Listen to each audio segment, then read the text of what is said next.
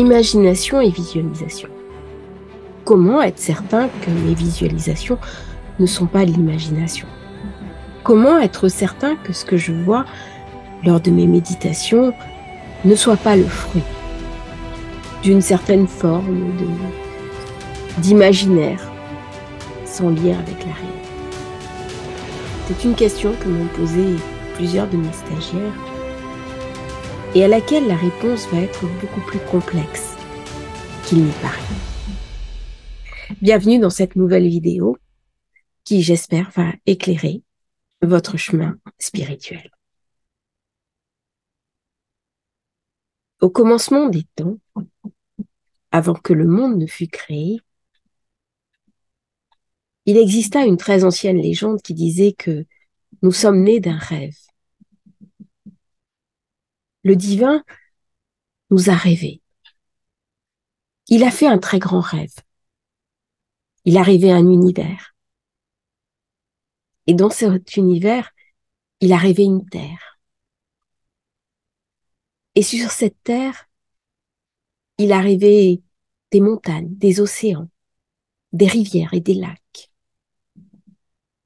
Et puis des végétaux, des arbres, des fleurs, des bosquets. Il a rêvé les animaux pour habiter ce monde paradisiaque.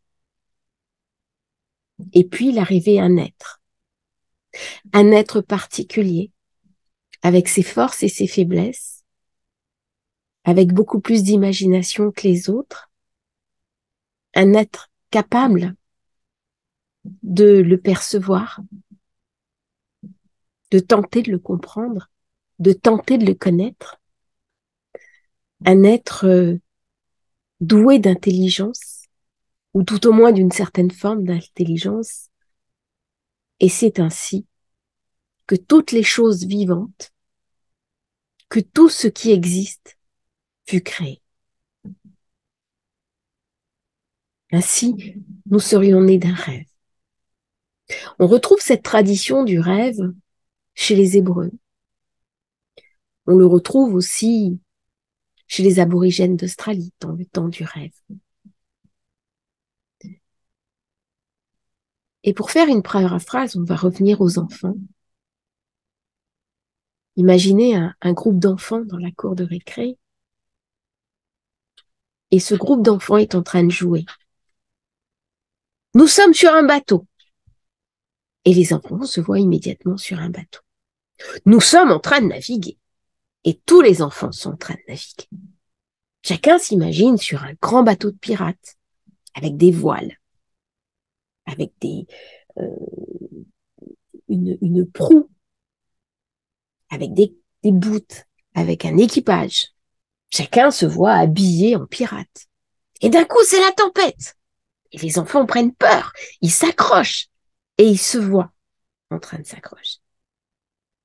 Nous sommes en danger. Et là, on peut voir même des enfants qui sont habités par le stress. Et alors, bien sûr, les enfants vont redoubler de bruit, de mécanismes. Et pour eux, ce n'est pas de l'imaginaire. C'est un instant de réalité qui est vécu. Et puis, il y a un miracle. Forcément, c'est comme toutes les histoires. Il y a un commencement, il y a un milieu avec un problème et la résolution du problème. Et puis, d'un coup, des sirènes arrivent. Alors là, qu'est-ce qui va se passer? Et puis, les sirènes viennent apaiser la tempête et tout se calme. Et là, on voit les enfants, le stress baisse. Et les sirènes nous ont sauvés. Et là, les enfants sont très heureux parce que l'histoire finit bien. Et lorsque nous grandissons, nous oublions cette capacité à imaginer. Et nous l'oublions à tel point que ça devient même difficile pour certaines personnes de visualiser. A fortiori dans une société où le cerveau est considéré comme un amas de cellules. C'est-à-dire que pour la science moderne, pour la médecine moderne, la conscience, on ne sait pas où elle est. déjà. On n'a jamais on n'a jamais réussi à isoler la zone de la conscience, en dépit de toutes les recherches qui ont été faites. C'est-à-dire, qu'est-ce qui nous différencie au plan de la conscience d'un animal? Eh bien, la réponse n'y est pas. Il y a des réponses organiques, la taille du cerveau, certains points et tout, mais la compréhension véritablement de la conscience, les scientifiques n'arrivent pas à identifier la zone de la conscience. Et pour la science moderne, le cerveau est un amas de cellules, ni plus ni moins. Nous sommes un être organique. Or, nous ne sommes pas qu'un être organique. Le cerveau, c'est tout sauf uniquement un amas de cellules. Il y a une raison, il y a une conscience, il y a un inconscient spirituel, il y a un lien profond avec le sacré qui nous habite, qui nous anime. Il y a quelque chose d'une transcendance en nous. Qu'on la vive ou pas, ça ne change rien. Et c'est là-dedans que l'imagination va rentrer en ligne droite avec la visualisation. C'est-à-dire que la visualisation, pour une personne scientifique, elle va dire la visualisation, c'est de l'imagination. C'est votre imaginaire qui parle. Ok. Alors à ce moment-là, pourquoi des techniques de soins comme la sophrologie fonctionnent? Pourquoi est-ce que le REN, qui est le rêve éveillé dirigé, qui est une technique approuvée, hein, qui marche, qui fonctionne, de rêve éveillé dirigé, c'est-à-dire de la méditation guidée, permet de résoudre un certain nombre de traumas? Ça ne devrait pas être le cas.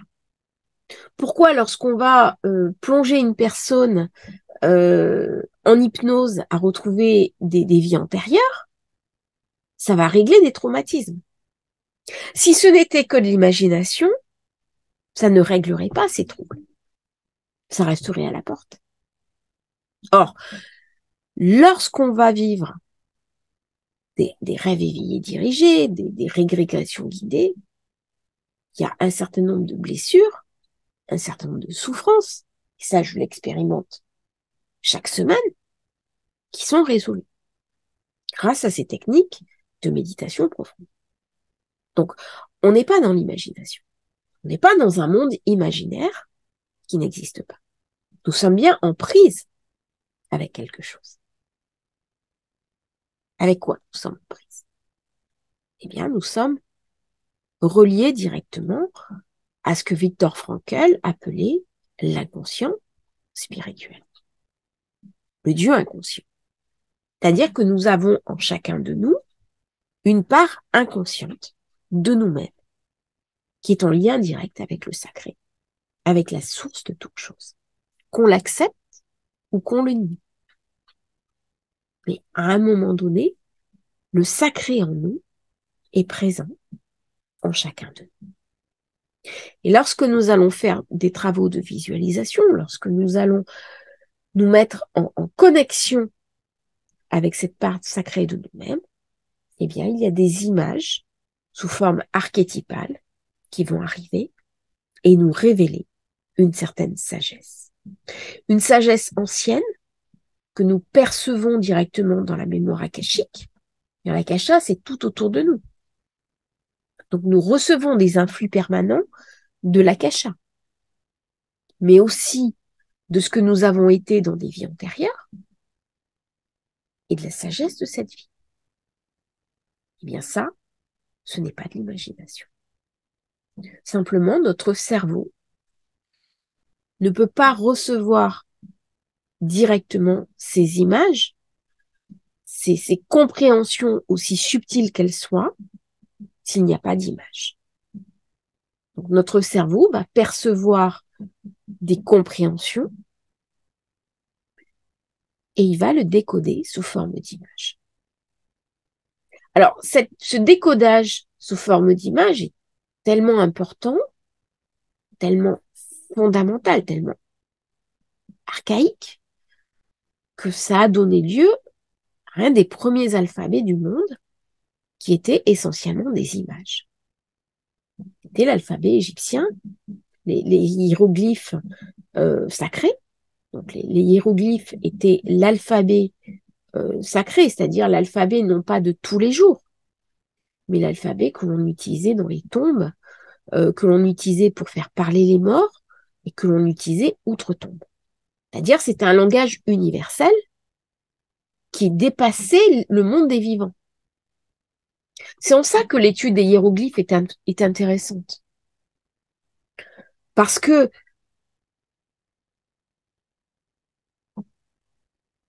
le hiéroglyphe va parler aux vivants, mais il va pouvoir, parce que c'est un monde représentatif d'une image, parler à de l'autre côté. Et c'est dans ces images que sont nés les archétypes dont va parler Jung au niveau de l'inconscient collectif. Donc, quand nous avons une visualisation et que nous voyons des images, quand nous faisons un rêve, par exemple, et que nous avons des images qui viennent, eh bien, c'est le langage des archétypes qui s'exprime à nous. Et il y a un certain nombre de techniques pour étudier ces images. Hein. Il y a le décodage des symboles qui va nous permettre de comprendre ces images.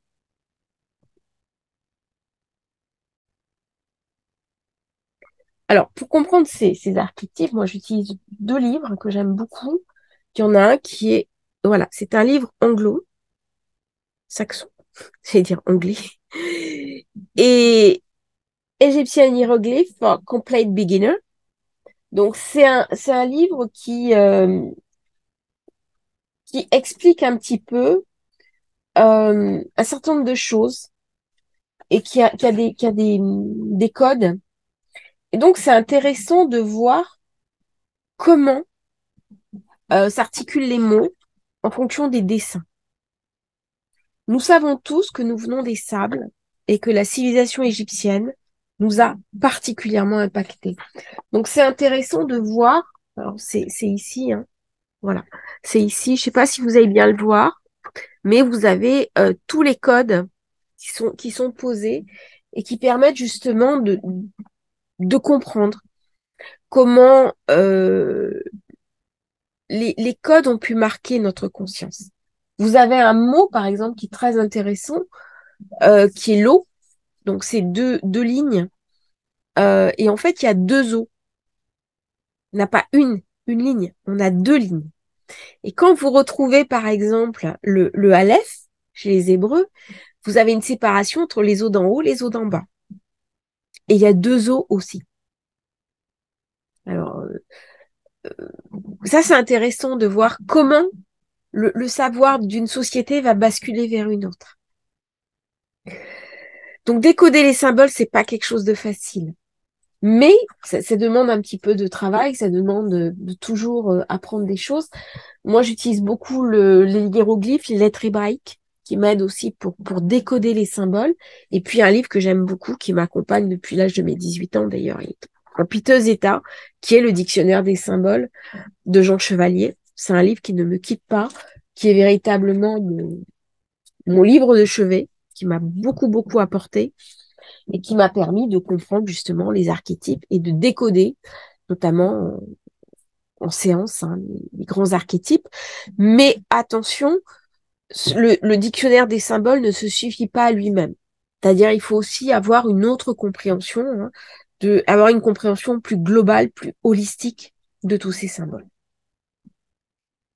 Donc, quand on va dépasser le clivage entre imagination et visualisation, on va se dire, OK, j'ai des images qui viennent. Première idée, c'est de l'imagination. Un chaman, il va vous dire non. Si ce sont des images qui viennent, c'est la réalité. Donc, c'est une autre compréhension. Pour quelqu'un qui vit dans un monde spirituel, les images ont de la valeur. Et il convient de les étudier pour ce qu'elles sont, c'est-à-dire le langage de l'inconscient. Comment voulez-vous que votre inconscient, aussi bien l'inconscient spirituel que l'inconscient collectif, parle? C'est pas possible. eh ben, il va vous parler à travers des images, à travers de la visualisation et à travers des représentations. Alors, il peut vous parler éventuellement à partir de rêves, mais le rêve, c'est très rare que l'inconscient spirituel parle à travers le rêve. Quand ça arrive, c'est ce qu'on appelle les grands songes, les grands rêves initiatiques. J'en ai fait un il y a quelques jours où ce sont des grands rêves initiatiques. On en fait relativement peu. Et on le sent d'ailleurs. Au moment où on fait ce rêve, on sait que on vit quelque chose de très puissant, de très fort. En général, lorsqu'on fait des rêves, c'est l'inconscient qui parle. Parfois, c'est l'inconscient collectif. Et l'inconscient spirituel va beaucoup parler à travers les méditations et la visualisation.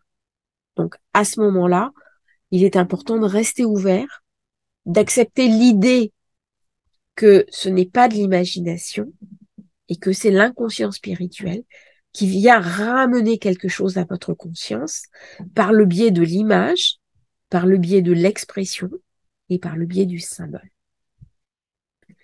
Et lorsqu'on va faire une visualisation, eh bien, on rentre de plein pied dans le monde, non pas dans le monde de l'imaginaire, mais dans le monde du connecté et du relié avec l'inconscient spirituel. J'espère que ce module assez court vous aura aidé, qu'il vous aura rassuré en vous disant que lorsque vous visualisez, eh bien, ce n'est pas de l'imagination, c'est véritablement une capacité à vous connecter avec le monde spirituel, avec votre inconscient spirituel, ce qui va vous permettre d'avoir accès à des zones de vous-même, des zones de compréhension, des zones d'ouverture et d'autres niveaux de conscience. Je vous souhaite une belle journée et à bientôt pour une nouvelle présentation. Et merci pour votre fidélité.